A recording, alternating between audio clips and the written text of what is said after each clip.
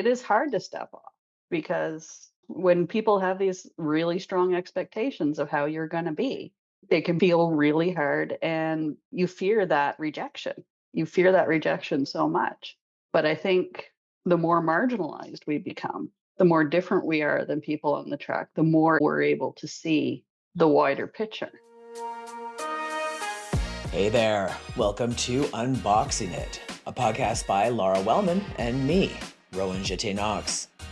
Each week we tackle societal ideas and expectations that can stop us from leading full and authentic lives. We're so glad you're joining us. Let's get started. Welcome to Unboxing It. I'm Lara. And I'm Rowan.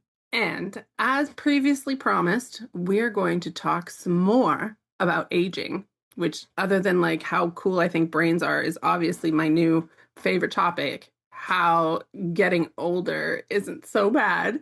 Maybe just to comfort myself, but that's okay. I'm with you on that one. Right? Yeah, I'm getting older too. Well, we're doing it together. And I also would say that it's one of the things that I hear back from other people about, like, oh, I have something to say about that. I have something to add to this conversation because I think it's such a big topic and we all have feelings about it. And I think we're starting to understand that we don't need to have some of the feelings we used to have. So when we did our very first episode about aging, I think we said, hey, we want to do this more. If anybody has thoughts, let us know. And my friend Julie, who is on the podcast with us today, and I'm going to formally introduce her in a minute, almost immediately was like, I have things to say. And I was like, and I want to hear them. Julie and I have been friends for longer than I ever can remember, 15 years maybe. We met on Twitter back in the day when I enjoyed Twitter. And we became real life friends. She only lived like a 10-minute walk from me at the time, which is one of the beautiful things about the internet. You can make real life friends. And she is somebody who I have learned a lot from over the years because she's opened my eyes to new ways of thinking in so many different areas. And so I'm always excited to hear her point of view and to just talk to her. So welcome, Julie. I'm so glad you're here. So glad to be here. I will now do the formal reading the bio part so everybody can find out a bit more about you. Julie Broczkowski is an introvert, a cat person, and psychotherapist, which is her third career. And she loves to read and walk in the woods. She describes herself as non-standard in many different directions, which has definitely affected how she perceives aging. Welcome, Julie. I'm so glad to have you here. You did immediately talk to me about wanting to say more. And I think it's because you've had a lot of experiences and thoughts about this topic. What was the thing that first made you think, oh, let's talk about this? Well, it was sort of that non-standard thing because when you guys had talked about aging, you had sort of gone through all the milestones that I would say average or I guess typical people go through. And I had not gone through a lot of them. So while it resonated with me in some ways, in a lot of ways it didn't. So I kind of wanted to talk about those differences and those people on the margins of the social contract of aging and the ways that it is maybe more in control by us than we think it is, that we don't necessarily have to go through all those milestones. I love that because I think that there are a lot of people, including me, who sort of just trucked along doing a lot of the things in the order we were supposed to do them. And then I kind of got off the path. But there are a lot of people who don't do that all along. And there are people who I think might wish they could have done things differently, but didn't think they could. And so having the conversation from all the different directions and just opening up people's eyes to what is possible and what you can actually do. I think there's the you can do that thing that comes up sometimes for people, and you don't know what you don't know. Exactly. Yeah, I think that a lot of these milestones that we hit, getting married, having kids, empty nest, having grandchildren, all those things sort of define how a lot of people choose to live their lives. I'm married now. I have to act like this. I'm a mom now or a dad now. I have to act like this. I can't do these things anymore. I have to grow up. But I also can't do the things ahead of time. If you're in your 20s and you're knitting, it's like, oh, I'm in my grandma years. This is such a grandma thing to do. It's like, no, you're someone in your 20s, you're doing it. It's a 20s thing to do. That's how I feel. Because I did get married. I got married actually a lot younger than a lot of my peers. And there are things in that differentiated me from them. I grew up in a small place. When I moved to the city, I had already been married for a few years. And all of my peers in the city were not. And I got married when I was 24. My peers were getting married when they were 29, 30, that kind of thing.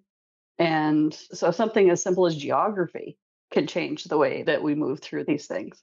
I didn't have kids, so I didn't go through that young mom stage and then the empty nest stage and then the grandparent stage. These are all things that just kind of went by on the other track for me, where they are so fundamental to how people think of themselves, how people define themselves, and how people choose to act. Like I say, once you get to be a mom, you can't do X. I don't know, post thirst traps on the internet, just as an example. That's things like that. So there's all these things that I didn't necessarily feel the pressure of. And the other thing is that for the past 10 years, I've been going to university part-time and full-time. I did 2 degrees. And so most of the people that I have spent time with over the last 10 years have been younger than me, including most of the professors, and oftentimes significantly younger than me, like 30 or more years younger than me. And we were peers. So I learned all the lingo. I know all the internet memes. I'm constantly explaining these to people my age. What on earth is that? It's like, oh, I know. Yeah, it's just the idea that you can place yourself in different areas along the spectrum. You don't have to follow the track. Yeah, I think anytime we disrupt the norm, if you will, it can really throw us into this sort of identity crisis for some of us. For me, my ex and I had a baby when I was 20 years old, and suddenly I'm a new parent at 20 to this child. I'm still a child in a lot of ways, and now I'm looking after a child. And if you had taken us back, 100 years, 200 years, that'd be very normal to have a child at that age. There's a reason that 20-year-olds can go party all night and then get up for work the next day because they have the stamina to also be up all night with a newborn and still function and feed themselves and their families the next day. So I had that component, but it also was really strange because none of my friends had children. A lot of the people who had children were significantly older than me and then couldn't really relate to me because I was so young. We bought our first house when I was 22 years old. And now we're living in a new subdevelopment with all these people who are 10 years older than us, probably at the youngest, a lot of them. And so we didn't really know our neighbors very well. And so the minute that you put yourself in that situation where I'm not doing the thing that other people my age are doing, whether that's significantly younger or significantly older, it really does throw off that social contract. And then you have to find out what that means to you and how to make it work. Yeah, you definitely get some static from the people who are on the track. And I think especially from the people who are on the track and are not super happy on the track, you Ooh, know. let's go into that a little bit. What do you mean by that? I think that there are people who don't think a lot about these things and just do what they feel like they're supposed to do, what everyone their age is doing, what other people expect them to do. I mean, that's another big thing is that we put these expectations on people of what they should be acting like. And my favorite, absolutely non important example of this is once I turned 40, I started getting so many scarves as gifts. I don't wear scarves, but apparently that's the appropriate gift for a 40-year-old lady. I'm really glad nobody thought that about me because I also do not wear scarves. Yeah. Oh, I got a lot of scarves too around that age before transition. People got me so many scarves. Now they get me ties, which I mean, I like ties, but how often am I going to wear one? So I have Yeah. a closet full of ties. I have like 30 ties. I wear one like once a year. So there's this expectation that we should follow along. And I think a lot of people just do that without thinking about what they really want. So I think a lot of people walk around not thinking about what they really want. They think about what's easiest, what's expected of them, what's acceptable. They just do the thing that seems easiest at the moment. But then you get into it and you marry the person that you happen to be dating when you're 26 years old, who is maybe not the person that you really want to marry, but all your friends are getting married. And people are saying, oh, when are you getting married? And you're dating this person and they're perfectly nice. And there's no reason why you shouldn't marry them, like no big red flags. So you marry them and you do the thing that all your friends do. And then you find out that it's like, yeah, maybe I don't want to live with this person for the next 60 years of my life. And then it's a failure, again, viewed by society. But society made you do it in the first place because you didn't listen to yourself. And I think the people who end up in that situation are often the people that push back against those of us who don't follow the track the most because they want us on the track. Because if we chose to get off the track, they could have too, and they didn't. Yeah. If I had to do it this way, why don't you have to do it this way? That's not fair. That's If not I fair. had to go into the office every day, why do you get to work from home? Go to the office. Like there's so many examples of that. Yeah. And when those are people that you love and you care about their acceptance, it's not always the easiest calculation to make. And, I have empathy for it, but it's also in some ways they did it the easy way and I did it the hard way. Because I mean, in the end, it turned out I could not have children, but I knew when I was 8 years old, I did not want to have children. And I never changed my mind. That was 45 years ago. I still haven't changed my mind. And the static, one of the best things about being in my 50s is that nobody asks me that anymore. Fair. When I was in my 30s, that was like the first question. Do you have kids? No. When are you going to have some? They'll just go right out and ask you, when are you going to have some? Maybe not quite that bluntly, but I mean, I know a lot of people who English isn't their first language, and sometimes they just come up with things like that. But yeah, some people would be like, oh, I bet your parents would make really great grandparents. Things like that. Oh my God. Yeah. Wow. Wow. But people do that for everything. Like before my middle child transitioned and before we adopted our daughter, who we adopted when she was a teenager, we had what the world saw and like what I thought was three boys. And even after one boy, but especially after two or three, the amount of people who would say to me, are you going to try for a girl? Are Yeah. you trying for a girl? Oh, I bet you would love a daughter, wouldn't you? Right? It was the weirdest thing to me because it's like, do you not think I'm just grateful to have kids? Like, I wanted kids. Now I have kids. I don't care what their gender is, but this is the social contract. And when people Mhm. have one boy and one girl, people go, oh, that's the perfect family. Why? Why is that the perfect family? So, yeah, this is the standard that we all hold each other to. And I have heard from other friends who are childless largely by choice, and some who simply cannot have children and wanted them that have to endure this type of questioning that you've had to endure. It must be really challenging to feel. I don't want to presume how you have felt. Some of my friends have described as feeling like they have to get defensive about it. And there's nothing wrong with not wanting to have children or not having children. Yeah. And some people can get really pushy with it. Mm. Like I had a friend of my husband's when all his friends, except for one, have kids. And so, we're all together at a barbecue or whatever, and I'm playing with the babies. And they're like, oh, Julie, you're so good with the babies. And I'm like, this is 20 minutes and I haven't even changed a diaper.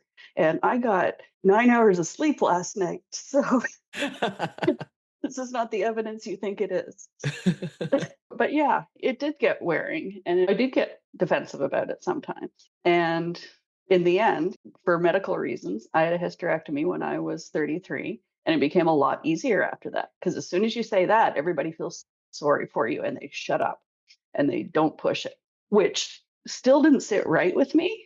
But it was easier than fighting with my parents' friends from 40 years ago, that they went to high school with, or whoever was being pushy about it at that moment.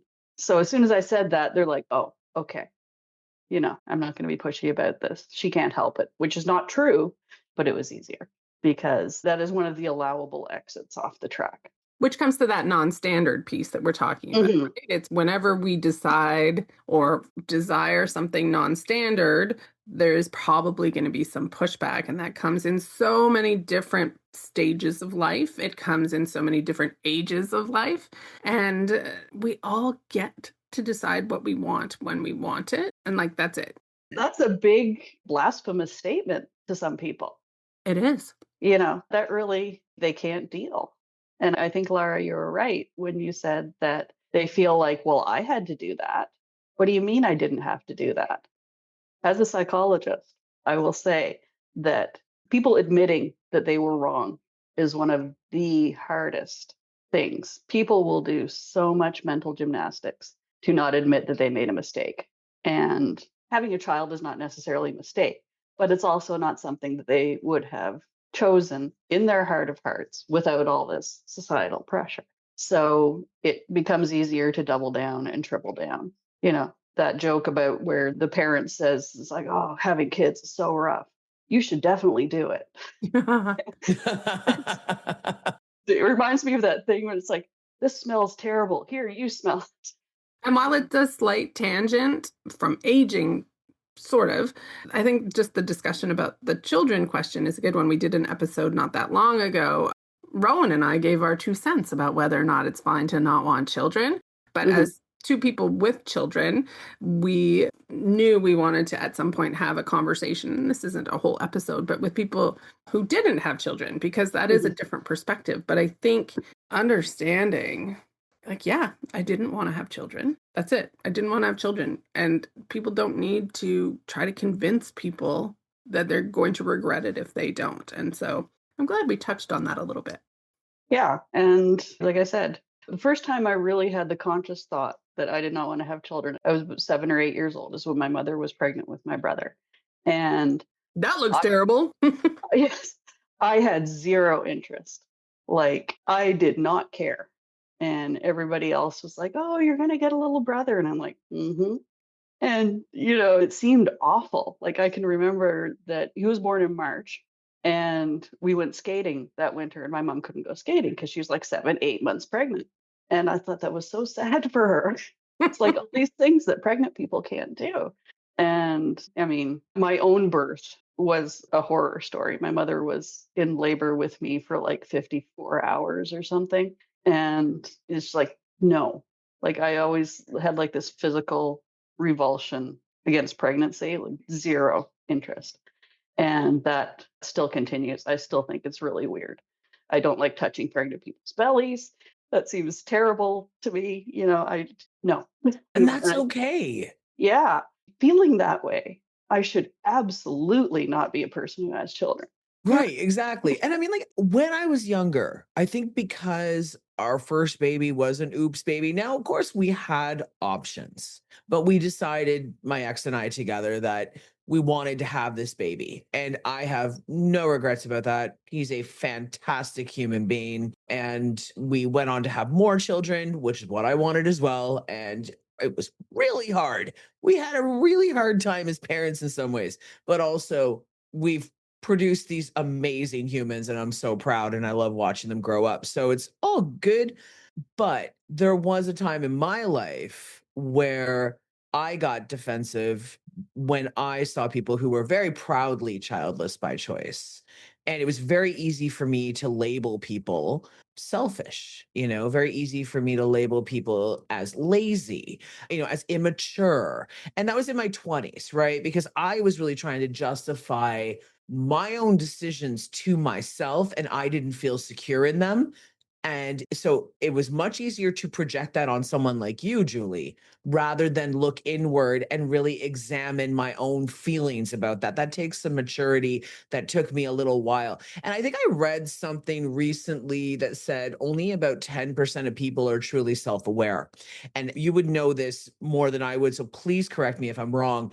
And that out of that, only a certain percentage of people will actually choose to work on themselves and push out of that comfort zone. So it's like, it took me a long time to get there. But I think age, no matter how you arrive, whether you have children or not, bringing it back to age now, because we talked about kids a lot, but I think aging with it brings to me, I felt has brought me a great deal of wisdom. And I look back on where I was before and I go, ooh, but like, oh, wow, I had some growing to do. I know I'm going to look back on where I am now in 5 years and go, ooh, yeah, I had some growing to do, right? Because it has been consistently that way my entire life. I don't think that you need to have gone through the typical steps that society lays out for you in order to grow as a person. And in fact, I would say that if you subscribed to certain ways of living that you didn't really want deep down, it can leave you quite stuck. And then you wouldn't grow in a way that maybe if you just allowed yourself to be who you are and step off the treadmill, if you will, and walk on the grass beside it, that would facilitate that growth. Yeah, I think sometimes people think that they have to go all the way back to where they made the choice. And Mm. of course, time is linear and ever moving forward. So we can really never go back to where we made that choice. And they don't feel like they can just step off. And it is hard to step off because when people have these really strong expectations of how you're going to be, it can feel really hard. And you fear that rejection. You fear that rejection so much. But I think the more marginalized we become, the more different we are than people on the track, the more we're able to see the wider picture. Because when you're on the track, all you can see is the track, especially when most people are on it with you. But as soon as you step off the track, you get to see all the way around and you become more open. Like you said, Rowan, about being more open to people who don't have children and why they might not. As you become more aware of people who are in that situation, who have chosen that situation, and see them as equivalents rather than somebody different than you, you can imagine maybe there was an alternate dimension where I didn't have children. This is a possibility. Seeing the possibilities is a big part of it. And I think the more marginalized you become, the more possibilities you see. And it's just sort of like a snowball. I'm curious from your experience, because you've got this interesting experience having decided to go back to school and then suddenly hanging out with all these young folks, including the professors. Do you see it changing? Like, so we're all around-ish the same age. We came up Gen X, and I think that does inform a lot of things for us. Do you see differences in those who are younger in terms of them not feeling as attached to the rules of society and how things are changing? Yeah, I think so. And I think you folks had talked about that in your podcast on adulting, is that sometimes the opportunities simply aren't there. But I think society has kind of shifted that buying your first house is not necessarily the milestone that it used to be. And same with having kids, getting a real job instead of doing two or three different things or working 5 years at one company and moving to another company. And I mean, it's just the way that things are shifting. I think back to like comparing my parents, who were very early boomers, and Gen X, and then the kids now, is that my parents each went to 1 year of post secondary education. They went back to their tiny little town and immediately got jobs. They kept those same careers for the rest of their lives. My mom was a teacher. She was even offered, would you like to teach grade 1 or grade 5?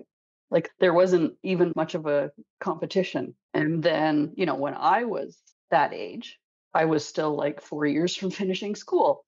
And then when I did graduate, it took me like a year and a half to find a job, and I had to move to a big city. But, I had a job that I could have kept for a long time. I could have worked in that field for a while. And then the kids today are like totally expecting to have two jobs or a side hustle or work freelance or, start their own businesses. There's just a lot more options, but it's a lot harder to have that stability that even we had and that definitely our parents had. So I think those kinds of things have changed where the aging markers are. I mean, my mom got married when she was 19, and I got married when I was 24, and the kids now are like not even getting married. I don't think it's ever static. And I think sometimes the people on the track feel like it is. And again, if I had to go through this, you have to go through this too. Why aren't you going through the same thing that I'm going through? I saw something about this, I can't even remember where, that we don't just want to feel like we are able to get what we want. We also want to feel normal. Hmm. Ooh, wow. Yeah. So I think that's why, as we see things changing politically, it's these people who not only want what they want what they want for everyone.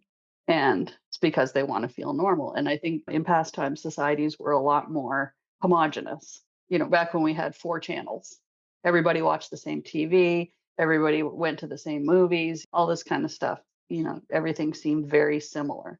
And so you could feel really normal. And now there's furry cons and 17 streaming services, and nobody at work can talk about your show because nobody's watching it, and you don't feel normal anymore. And I Yeah. think fitting in has always been a big one. And it's the distinction I like to talk about is we don't always need to fit in. I don't want to fit in anymore, even though it's what I tried to do forever. I want to find places where I belong. And fitting in is just trying to shove yourself into normal, and belonging is finding the people that get you for who you are. That you resonate with. Yeah. And I think it's harder for some of the older generation to remember that it's not the same for the younger generation, right? Like, I did it. Okay, but it's not the same now. Yeah. Or I wanted that. I'm like, well, did you, or did you never even ask yourself if you wanted that and you just, chugged along? And so, yeah, it's changing it. And I hope that some of it is circumstantial for the younger generation, that they can't just easily do the thing. But I'm hoping that there's also some of it that's really about saying, like, I don't want that. And that's okay. Yeah. I mean, and don't get me wrong, I did a lot of things not on the track, but I was a homeowner with a yard for 20 years. I never used my yard. The only time I ever went out into it was to mow it to appease the homeowners society. And when I finally figured that out, I was in my late 40s, but I sold my house and bought an apartment. And I've lived in apartments ever since. Even though I was really strong on some things, I still fell prey to that. You have to get a house. You can't just live in an apartment for the rest of your life. That wasn't a conscious thing, and nobody ever said that to me. But that was definitely an expectation. And then I stepped off the track. I know a couple of things about stepping off the track too. You do. I went from owning a home at 22 to selling my home at 47. My last home, bought 3 of them, right? One after the other, not all at the same time. And now I rent. And is there insecurity in renting? Absolutely, there's insecurity in renting, right? Your landlord can come and say, hey, we're not going to renew your lease for this reason, or whatever it might be. The rent is going up. My rent has gone up every year, right? On the other hand, I live in an old Victorian house that is absolutely way more beautiful than anything I've ever lived in because the architecture is fantastic. And if anything goes wrong with it, it's not my problem. And he is great at fixing things. So I also get to live exactly where I want to live, which is very central Toronto. I can walk to everything. And that is the trade off. And a lot of people would think at my age, I'm almost 50, that that would be a huge step backwards. But I see it as a win. That's a win for me. I'm actually not tied down to anything. Well, now I'm going to be opening a business. But other than that, I can move around. I can choose if this is too big for me. I can choose very, very easily and with a very specific timeline to move to something smaller or move to a different part of town and experience that. So I think my next question for you is, let's say somebody thinks to themselves, okay, I'm listening here and I'm going to be honest with myself. The things that I've been doing up until now are not really what I wanted to do. And there are some things I can't change. Like maybe when I think about it, maybe if I'm really honest with myself, I didn't want to settle down and have a family, but I do have a family now, right? And now I'm getting older. What are some of the things that you think people could do as steps to unpack this feeling of, let's say, regret, because there might be some regret and discontent, and think about how they could build the last part of their life in a way that's more authentic to them? Well, one of my favorite psychological techniques is imagining that two things can be true at the same time. So you can enjoy your life, not regret anything, but also want to change. Wanting to make a change does not equal you made a mistake. Wanting to make a change does not equal you're wrong, you're stupid, you made a wrong choice. You can be a valid human being who didn't make a mistake and still want things to change. And you can change extremely small things. I mean, you can change where you get your coffee. Like if you want to become a person who patronizes local coffee shops instead of the big bucks coffee shop. Thank you for that, by the way, as somebody who's opening a coffee shop. You don't have to make a big announcement. You don't have to come out about it. You can just start choosing to do that. And if you want to be a person who has friends over, I wish my friends would invite me over. Be that person, you know, and have two friends over. It doesn't have to be a big elaborate party. It can be a very small thing. Have two friends over for coffee for an hour in one small part of your house so you don't have to clean up the whole thing. You can, like I said, it took me 10 years to get to the point where I had all my qualifications to become a psychotherapist. And I started with one psychology 101, basically. I took that online before the pandemic, and then we had some medical stuff happen. I had to stop for a year, but then I started again. And you can make these small changes. And wanting to make a change doesn't mean that what you're moving away from was a mistake. It could just mean that it's over. It could just mean that things are different now. It's like using the wrong tool for a job. Yeah, that screwdriver came in really handy when you were taking off the outlet covers. But now that you're painting, that screwdriver is a really terrible paintbrush. So it's not like you made a mistake picking up that screwdriver. That was useful to you at the time, but you can change without what you're moving away from having been a mistake. I think that's really important. And I know I've caught myself in this before when you're like, I want to make a change. It feels like it has to happen immediately. Within a few days, you're like, why isn't it done yet? But change doesn't have to be this like ripping off the band-aid. I'm burning down my life. Let's change everything in a minute. It can be just a little bit moving forward, just trying things, seeing if you like them, because maybe you won't. Maybe you think you will. Don't burn down the whole thing before you try it out. Like there's all kinds of little ways that you can do things. And again, no matter how old you are, you don't have to stay stuck in this is what somebody who's 40 can do to change. This is what somebody who's 50 can do to change. And I see it in all kinds of different ways, including some people who want to retire early. And people are like, but why? I'm like, what do you mean, but why? Right? Like we get to just talk about things. Some of the first steps are just putting it out there that you might want the thing. You don't have to do anything other than start saying, hey, this is a thing I think I might want. The very first thing I do anytime I think I might want to do a thing, and this is the beauty of social media, I start following appropriate social media content. And, sometimes I follow it and I'm like, no, I think I'm done with this now. And then I just unfollow those people. And then other times it like gives me the confidence. It's like, okay, these people are putting it out there and I can do this too. Like right now, I have signed myself up for a resin art class. Fine. And so I've immediately started following all the Instagram resin people. And I'm still really excited about it happening in November because that exposure can change the way we think. Just exposing ourselves to different things that we may want to try. And first of all, it doesn't have to be perfect before you decide to tell anybody or do anything. And it also doesn't have to be, like you were saying, Lara, about burning your life down. It's like if you're thinking you're really sick of your spouse, like maybe take a week vacation on your own instead of asking for a divorce. Like Right. just put your feet in the water a little bit before you jump in the deep end because, maybe you're just really irritated today. Yeah. And I mean, there's Yeah. some responsibilities that we can't just nope out of entirely, No. right? Like if you have children, you have children. And Hmm. even if your children are adults, you're still their parent. So you've made a decision. Whether or not you feel it was the right decision or not is entirely up to you, but you've made the decision and this is your family. So there's certainly some attachment that has to remain. So burning things all down isn't always the best course of action. But certainly, as somebody who is now living life as a man when I didn't for most of my life, is no longer in a marriage where I was in that marriage for 32 years. And my children are all adults. My children are still a big part of my life. Other than that, my life looks entirely different than it did 3, 4 years ago. It is completely different.